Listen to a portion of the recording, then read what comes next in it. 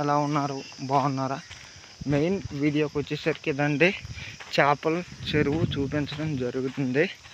ఇది ఎక్కడో కాదండి, అల్లువాడ గ్రామంలో చూపిస్తున్నాను చూడండి.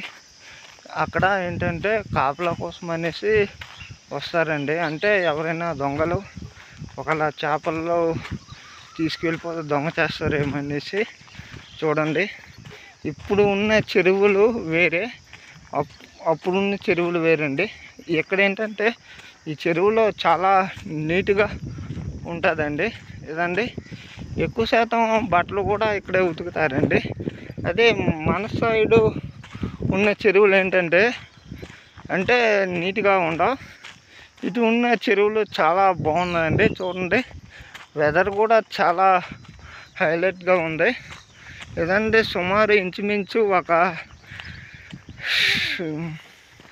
ఒక 5 అంటే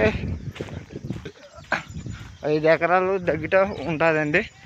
ఇదండి చూపెడుతున్నాం. ఈ వీడియో నచ్చితే లైక్ చేయండి, షేర్ చేయండి. ఇటువంటి వీడియోస్ కావాలంటే మా ఛానల్ని సబ్స్క్రైబ్ చేయండి.